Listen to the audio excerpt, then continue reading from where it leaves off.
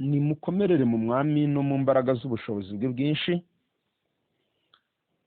Imbabazi z'Imana zikomeze zibe ku buzima bwanyu n'imibereho yanyu.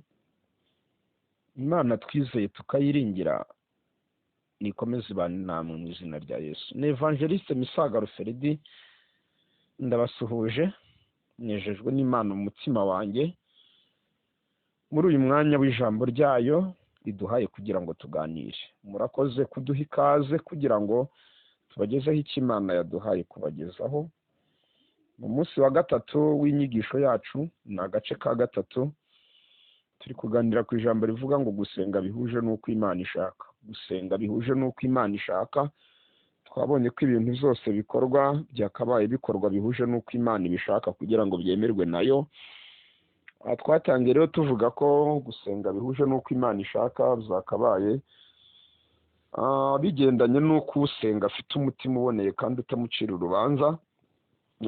Mu gace ka kabiri twavuze nanone ko gusenga Imana ishaka ko ari ugusenga dufite kwizera, dufite kwizera, ndetse dukomeza tunagaragaza ko ntabwo kwizera gusa igihe cyose kuba guhagije kugira ngo ibintu bigende uko umuntu abishaka. Twabonye ko hari igihe kwizera biba bikeneye abavandimwe bako ari wo mirimo, ndetse icyo twise ngo ni imirimo, gukora imirimo ubundi ni rusange. Imirimo ikubiyemo byinshi, imirimo ikubiyemo gukora, imirimo ikubiyemo gutanga. Buriya gutanga ni umurimo ndetse no gukora ni umurimo, uretse ko nyine hari aho bigera bigahinduka bikaba noneho akazi. Hari umurimo w'ubuntu, ariko noneho hari umurimo nk'akazi. Hari umurimo nk'akazi. Ibyo byose rero hari aho kwizera kubikenera. Hari aho kwizera gukenera umurimo nk'akazi kugira ngo kugere ku cyo twifuza. Hari n'aho kwizera gukenera umurimo w'ubuntu kugira ngo kubashe gukora umuti. Ibyo rero ni ibyo twagerageje kubona mu duce twabanje, aka mbere n'aka kabiri. Muri aka gace ka gatatu rero tugiye noneho gukomeza turebera hamwe igihe umuntu abura kwizera kandi bikanaba, kandi yari yabuze no kwizera. Mu yandi magambo navuga nti igihe cyose Imana ntirindira ko twizera kugira ngo ikore, ahubwo hari n'igihe ikora tutizeye. Biba byagenze bite? Ko twatangiye mu gace ka kabiri twatangiye tubona ko utizera atabasha kwinezeza, kuba natubwira ngo umeze atyo ye kwibwira ko azagira icyo ahabwa n'Umwami Imana. None umuntu yakibaza ati bigenze bite kandi niba haje kugaragara ikindi gihe abantu baba badafite kwizera kandi Imana igakora? Nicyo rero tugiye gusobanura, umuntu wese akimenye, atazagira uvuga uti ngewe maze byarabaye ntanizeye. Turaje tubereka impamvu zishobora gutuma Imana ikora kandi abantu badafite no kwizera, banapinze bifatika ahubwo, ariko ibyo ntibituma Imana idakora. Reka dusome ijambo ry'Imana. Kubara ni igice cya 23 umurongo n'uw'19 haravuga ngo Imana si umuntu ngo ibeshye, kandi si umwana w'umuntu ngo yicuze izo yavuze no gukora ntizabikora. Izavuye mu kanwa kayo no gusohoza ntizabisohoza. Bibiliya yitwa ijambo ry'Imana yo iragira iti Imana si umuntu kugira ngo ibeshye, si ikiremwa muntu kugira ngo yisubireho. Nta kivuga ngo ibure kugikora, icyo isezeranye iragisohoza. Ivuga neza cyane, si ikiremwa muntu ngo yisubireho, nta kivuga ngo ibure kugikora, icyo isezeranye iragisohoza. Turiya tubazo turiho kuri Bibiliya yera hano ntabwo turiho muri Bibiliya yitwa ijambo ry'Imana. Noneho twakongeraho n'urwandiko rwa kabiri rwa Pawulo yandikiye Timoteyo, mu igice cyaho cya 2:11 tugere kuri 13, hari amagambo y'Imana agira ati, ni urwa kabiri rwa Timoteyo igice cya 2:11 tugere kuri 13. Iri jambo ni iryo kwizerwa, ngo niba twarapfanye nawe tuzabanaho nawe, kandi nitwihangana tuzimana nawe, naho nitumwihakana nawe azatwihakana, kandi nubwo tutizera wahora ari uwo kwizerwa kuko atabasha kwivuguruza. Twakire neza ijambo ry'Imana. Ibi byanditswe dusomye birumvikanisha uburyo Imana nta kwisubiraho guhari ku byo yagambiriye gukora cyangwa ku byo yavuze. Abantu babyumva batazumva, banazemera batabyemera. Hari aho tugeze haratubwira ngo nubwo tutakizera yihora ariyo kwizerwa kuko tutabasha kwivuguruza. Hanasaga n'ibyo twari dusomye mu kubara 2:3-19 ngo Imana si ikiremwa muntu ngo yisubireho, ngo ibyo yavuze irabikora, ibyo yasezeranije irabisohoza.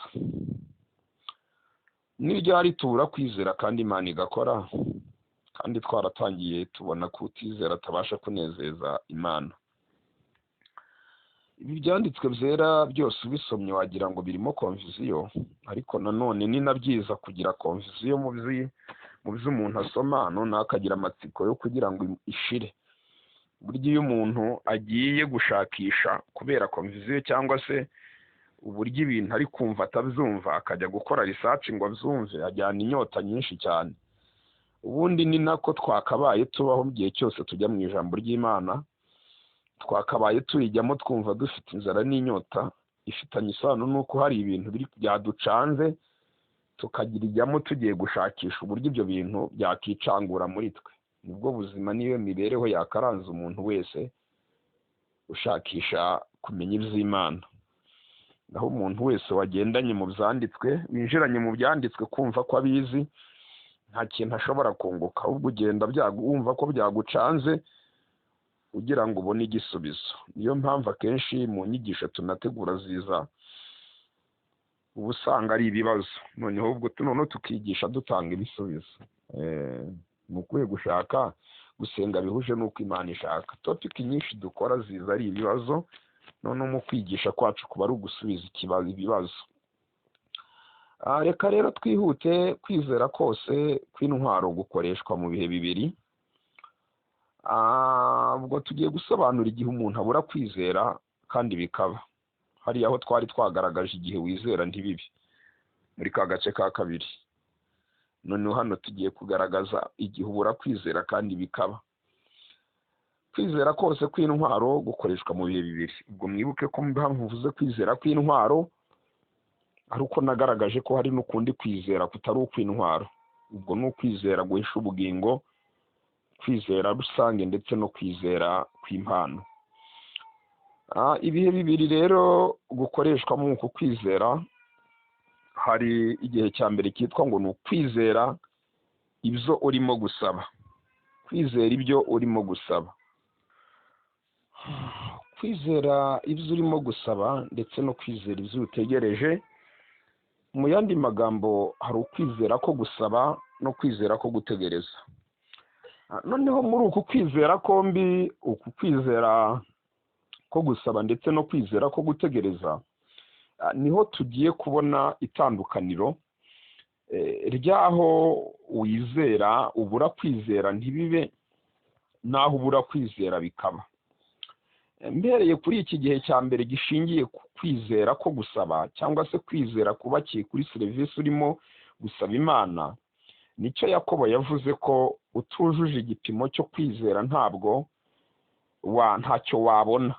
Urumva ngo iri jambo twasomye muri Yakobo igice cya mbere 5 kugera ku 8 rigendanye no kwizera ko gusaba ushingiye kuri service cyangwa se serivisi runaka ukeneye ku Mana. Niho Yakobo yavuze ngo umuntu ugiye gusaba Imana ufite icyo ari kuyisaba, ayisabe yizeye ari ntacyo ashidikanya.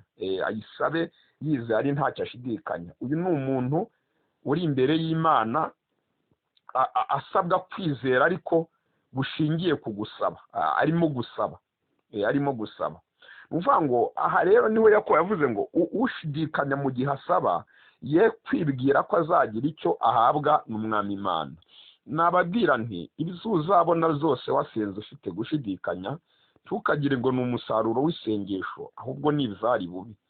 Hari ukuntu ibintu n'ubundi bisanzwe byari usanga byari bube umuntu agakubitana nabyo byari bube akagira ngo wenda ni umusaruro w'uko wayasenze akavuga uti maze byabaye Imana yanyumviye.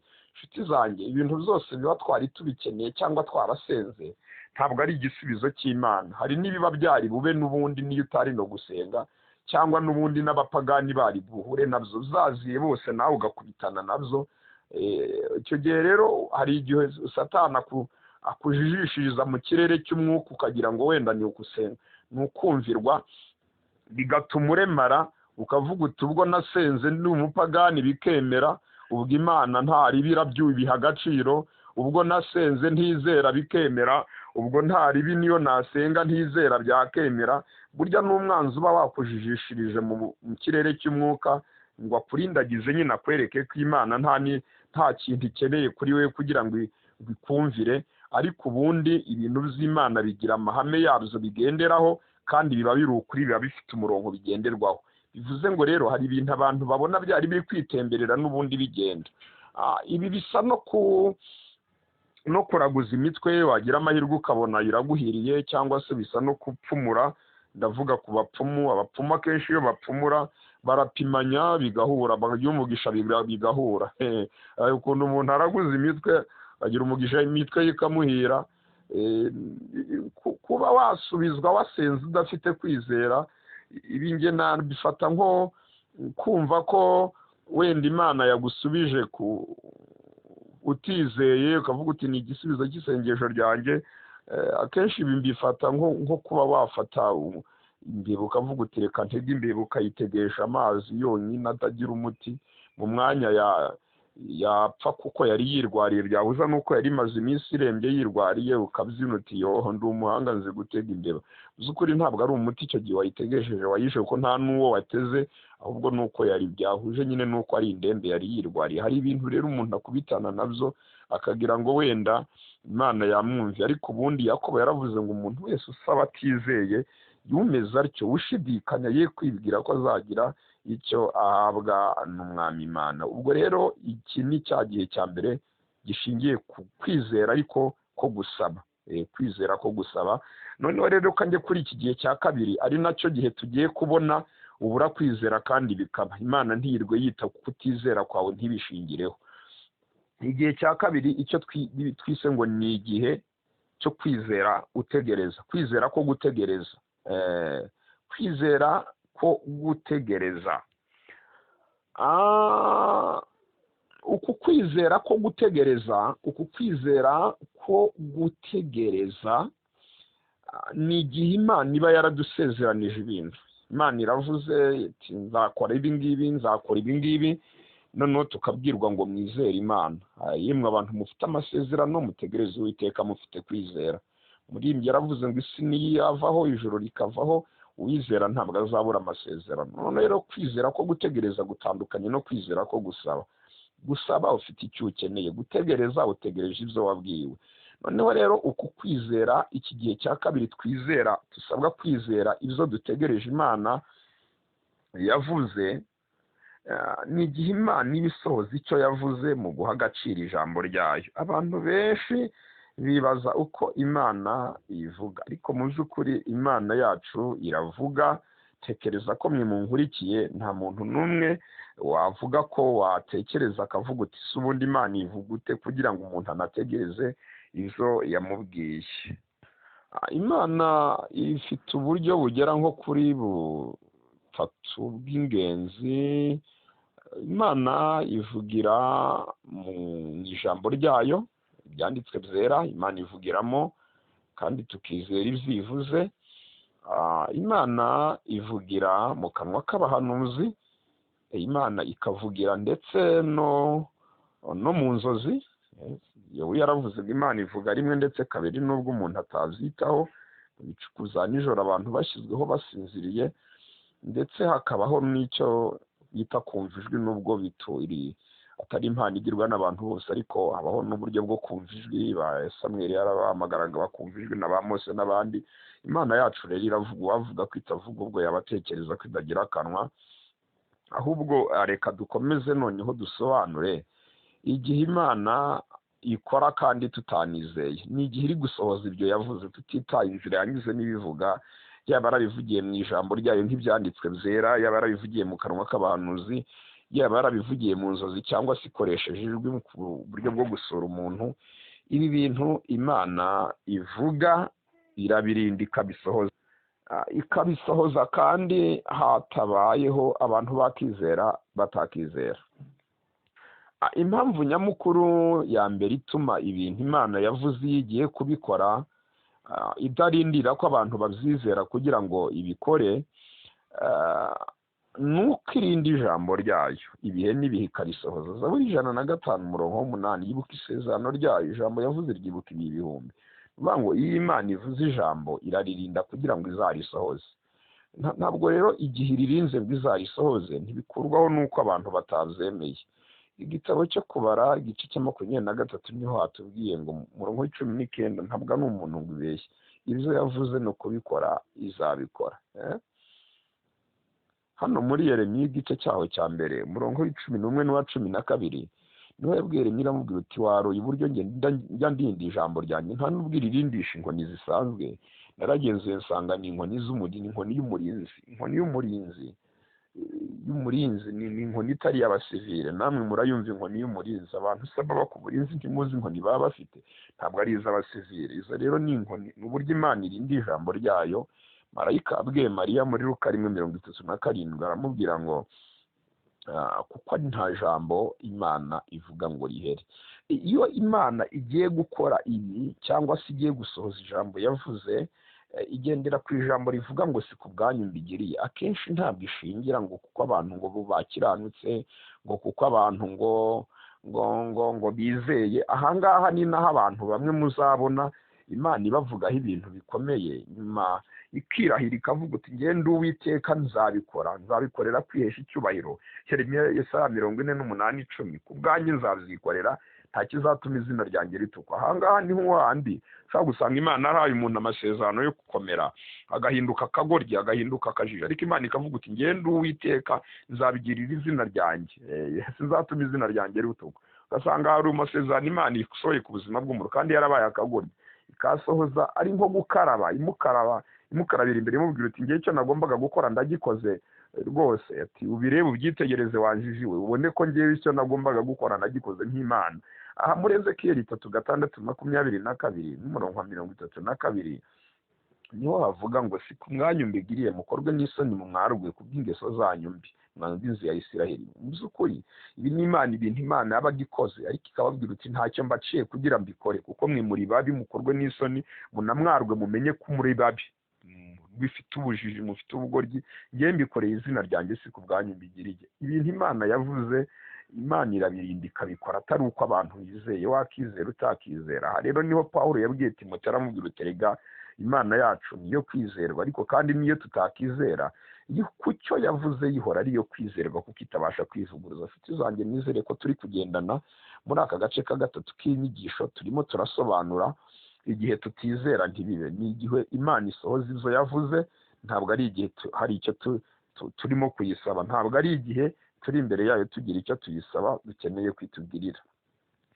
Noneho rero icyitonderwa hano muri iyi nyigisho muri aka gace kuri ibi bintu Imana ikora tutabyizeye, nubwo icyitonderwa, nubwo kutizera kwacu kutabuza icyo Imana yavuze kuba, ariko bitugiraho ingaruka kuko tutigeze tubyizera. Mu yandi nshatse kuvuga ko nizo koko Imana yo ikoze icyo yagombaga gukora kandi tutizeye, ariko twebwe nk'abantu kuko tutigeze tuzizera, tutigeze twizera ko byagombaga kuba, twe bitugiraho ingaruka.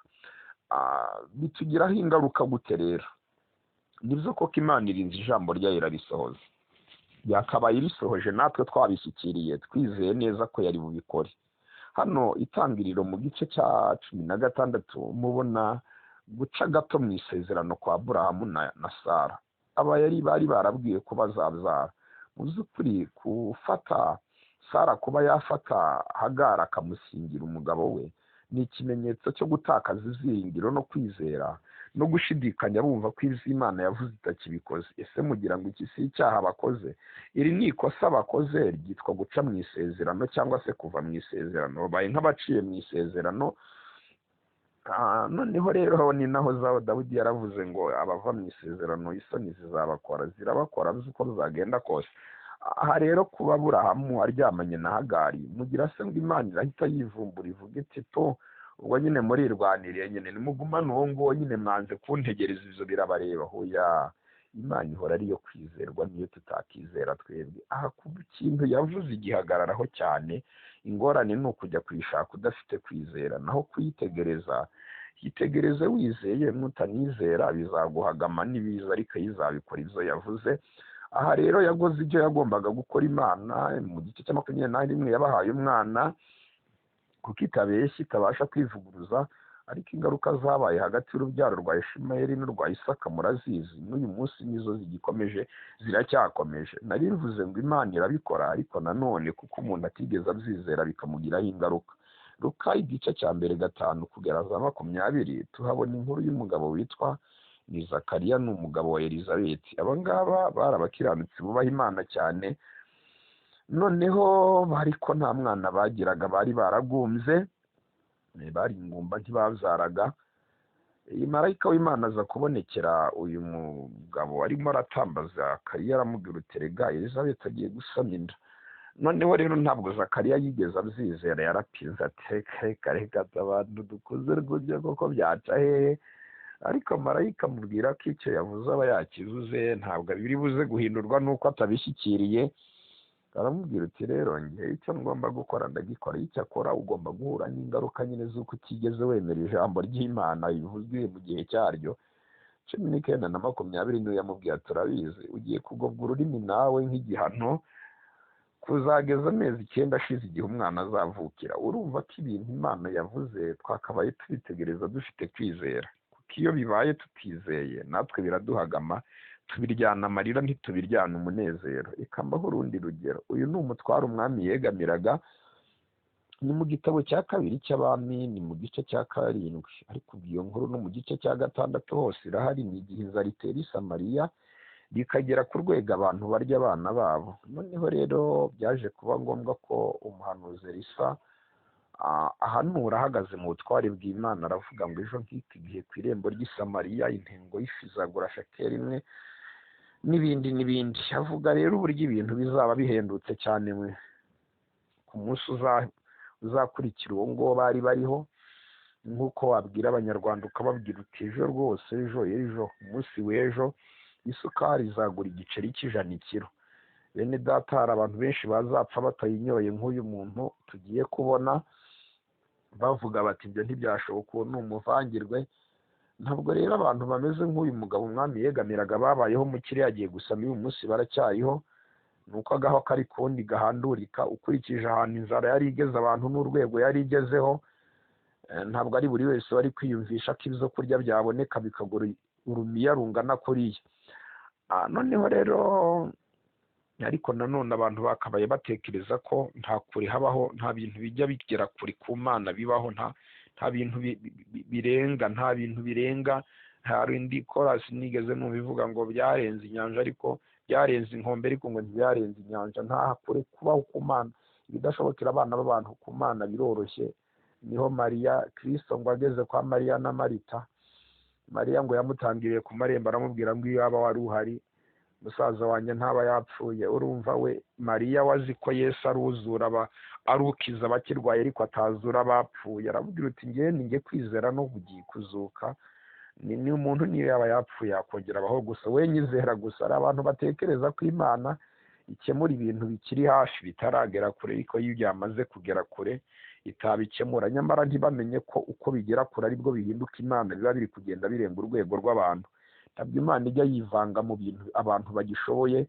Imana ikora ibintu nyine byamaze kuba ibyayo bayihaye, naho ibyo abantu bakibashije gukora ibyo Imana ntijya izivangamo. Aha rero uyu mutwaro umwami yegamiraga nawe yinjiye mu buhanuzi bw'inzara. Ubwo Elisa yari amaze guhanura, uyu mutware nawe arahanura akoresheje icyo bita inzara. Buriya hari abantu bahanura ubuhanuzi bw'inzara, aravuga uti murabizi nubwo amadirishya y'ijuru yakinguka ibyo Elisa avuze ntibizaba. mu by'ukuri Elisa nta bintu byinshi yiriwe ajyamo, niba yarabajije Imana, niba ari ifuhe yagize, niba ari iki. Aba bagabo bajyaga bafata ibyemezo Imana ikabishyigikira nyuma, baba bibeshye baba batibeshye. Ntabwo Imana yazaga ngo ise naho ikritika cyangwa igira gute, oya, iki cyo babaga bafashe ubwo n'Imana yaracyemezaga. Uretse ubu ngubu nyine ibintu zabaye hatari, abantu b'Imana basigaye bapinga, abakozi b'Imana ntibagihabwa agaciro kabo, nubwo nabo benshi batakikiha. Ari nayo mpamvu byabaye agatogo nyine, ibintu byose byajemo Ubushinwa nta kundi. Ariko bamenye yabaga ari umuntu ukaze, yaravugaga rikijyana. Iyo yabaga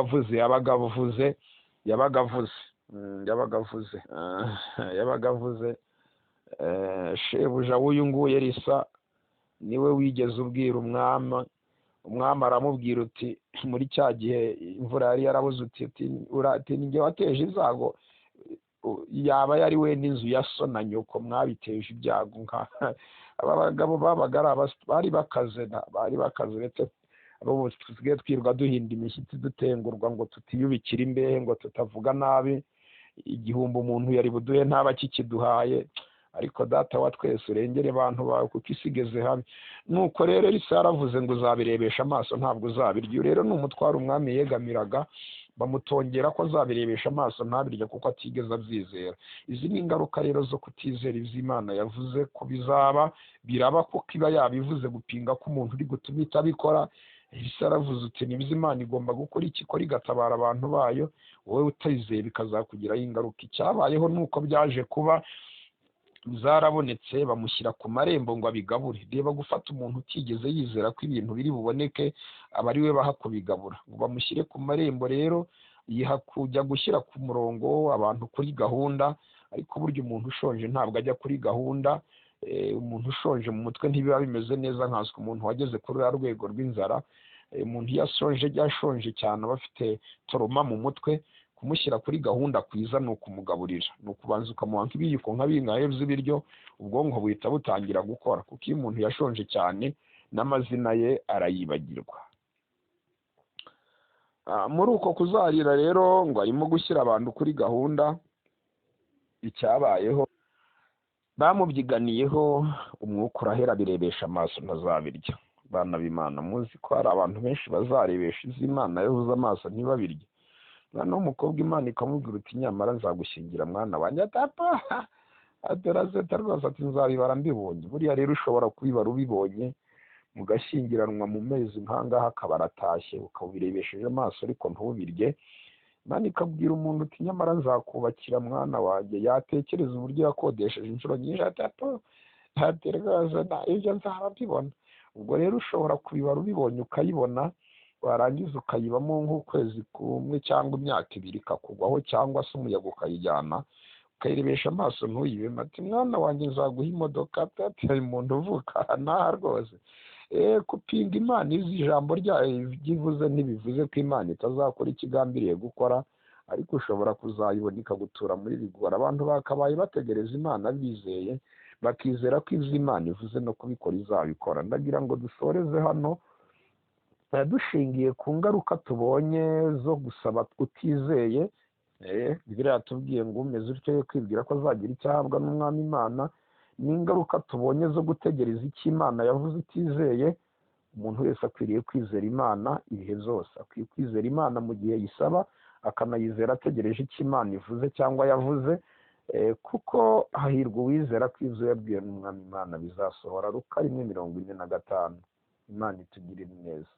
Dusenga Imana abatizeraga muri ibyo bihe byombi, basaba Imana ibababarire batazabirebesha amaso ntibabirye.